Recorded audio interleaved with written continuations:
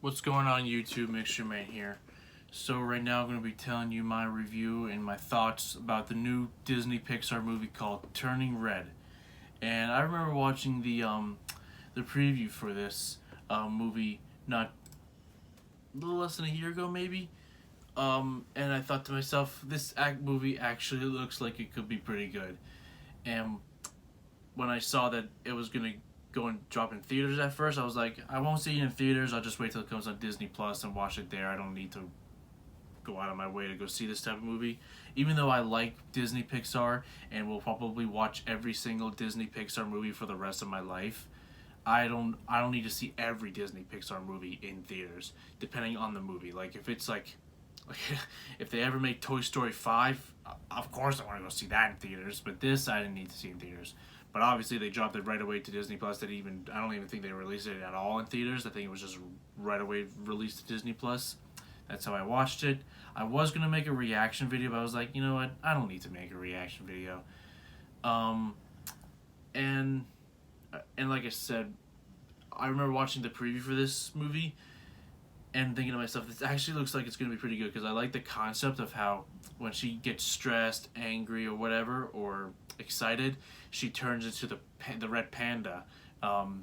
Mei Mei, I think was her name. Yeah, I think it's Mei Mei, and I like the concept because it kind of reminds me of like how Bruce Banner turns into the Hulk in the Marvel universe whenever he gets stressed, angry, whatever, and that's what it kind of reminds me of. Like I said, I will be discussing before I continue. I will be discussing spoilers. My rating for the movie, in case you're about to stop watching and you don't want to be spoiled. My rating for the movie is a 8 out of 10, and if you want to continue watching, and I will explain why. It's a good movie, good animation, good acting, good acting, funny, fun, and I could tell it was set in the just by the way it was set. I think it was set in 2002 when I looked at like when they were at one point in the movie, and I could tell it was set in that time just by the way everything looked and stuff like that.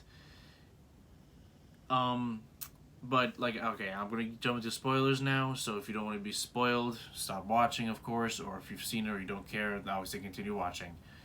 What I do like I said, is that even though what the concept is about her turning into the Red Panda, similar to how Bruce Banner turns into the Hulk of the Marvel Universe.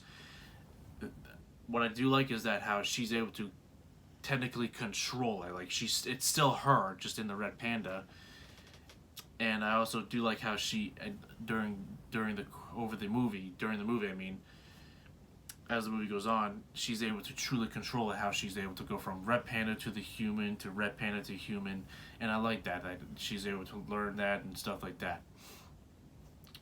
Well, because she's starting to teach herself how to control it, and all she does is thinks of who she cares about the most between her friends and maybe even her family a little bit.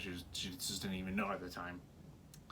Um, I thought it was cool that it was set in Canada. First, I thought it was gonna be set in New York because that's where a lot of places are freaking set in nowadays in a lot of American films. But this time it's set in Toronto, Canada, and I thought that was cool. At first, I thought it was gonna be set in.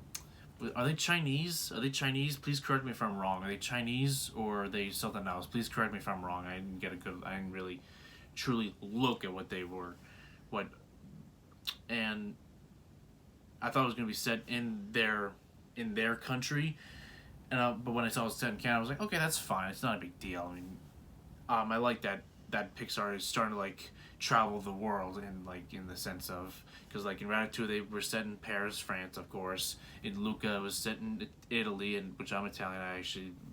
Which I really liked about that. Luca I think was set in Mexico. No, not Luca. Coco I think was set in Mexico, which Luca. I mean, God damn it, Coco was a really amazing film, by the way. I can't think of any others at the top of my head right now. Um, but like I said, I like that how Pixar is like exploring each part of the world, different heritages, different beliefs and stuff like that. That's what I like. That I find it cool that Pixar is doing that kind of thing right now. or whenever they do that in any of their films. I don't know I don't know what else they could do right now. I'm sure they'll think of something that I can't think of right now. I know the next Pixar film is gonna be Lightyear, which I can't wait, by the way. But that's for another video about Lightyear. Um, One thing I liked about Mei Mei's mom is that how she's tough, she's strict, she freaking watches her little daughter through. She kind of reminds me of my mom, the way my mom was like. And I also really thought it was funny how she was all tough, and then right when her husband answers the phone and says, "Oh, it's your mother," she's like, "I'm not here," and she turns into a little girl pretty much. And I couldn't believe, like, when her version of the Red Panda came out, I couldn't believe how huge it was. She literally turned into a freaking kaiju. I was like, yo, since when did this turn into a kaiju film? and but the thing is, she didn't fully control that either, because she was just so angry at Mei Mei, and I thought, and I don't know why, but the little battle fight between Mei Mei's and her mom's version of the Red Panda when they were fighting kind of reminded me of how a lot of anime TV shows are and stuff like that, like Dragon Ball Z or One Punch Man, whatever. And I wonder if it was like, if the creators of this movie, whether it was the writers, the animators, whatever, if they were involved in some sort of anime in the past. Like, tell me if anyone's watching this. Tell me if anyone knows that. Like, if it is, that's really cool actually, because I thought it was cool how, like, their facial expressions changed and their eyes, like, turn into all sparkly and stuff like that, which reminded me of anime. And which I thought that was cool. That's what Pixar is bringing in. They're exploring new things within their films, not just staying to one style of animation. One exact style. And of course, it's all Pixar movies are going to be relatively the same with their 3D with this 3D animation, and which obviously everyone likes. Is what made Pixar Pixar. If you hear some sort of snoring in the background, my dog is she's laying over there right now, and she's snoring right now.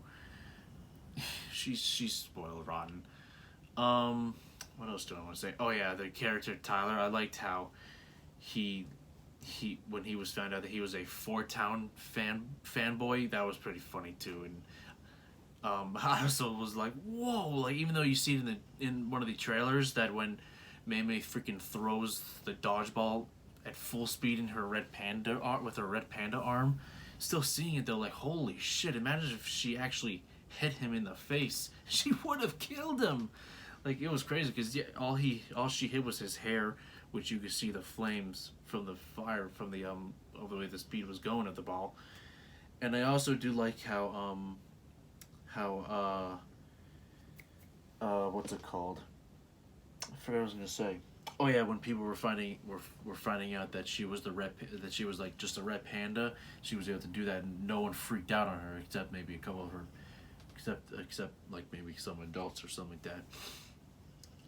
I also liked how, I don't know who the character's name was. It was the guy that was performing the ritual, that had the sword and like was trying to get the red panda not only out of Mei Mei but also out of the other women characters. I noticed right away when he started speaking that the guy that voices him is the same guy that voices Mr. Ping, I think is his name, from the Kung Fu Panda movie. The one that the goose that voiced that's Poe's adoptive dad. Hold on, I gotta look it up because it's kind of bugging me now. I want to make sure I say his name correctly. I don't want to be disrespectful. Looking at the yeah, it was James Hong. I knew that was him. James Hong, who voices Mr. Ping in Kung Fu Panda. And yeah, there's his name right there in the cast for Turning Red as Mr. Gao. I think that's how you say his name. And right when I heard the voice, I knew right away that was him too. I was like, hey, that's who it is. And Wai Cheng Ho.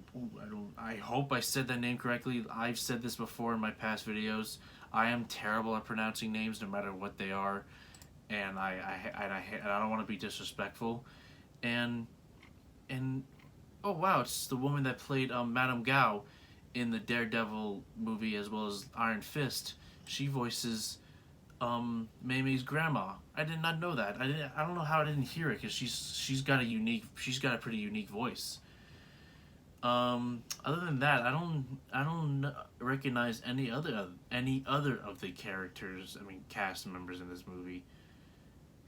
Maybe Jordan Fisher. I'm not gonna go into what other project he is. I'll do a quick glance at it. He's in Moana.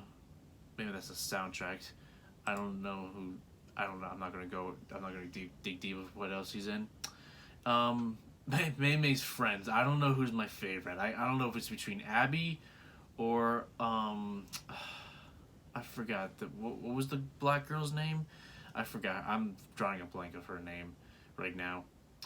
It was either Abby or the black girl. They are my two favorite characters for that are Mei Mei's best friends, and I just they were both funny. Like Abby was just like that crazy like wild one that's like funny as hell, and that's what I like. I also like how the black girl she's just like super chill. I just always wanted her to like she's just always chill. She never freaks out. She's cool, she's chill, she's laid back. That's what I like to see in certain characters. That's what a lot of people are nowadays. That's what I kind of am like too. When you first get to know me, I'm just like laid back. I'm quiet.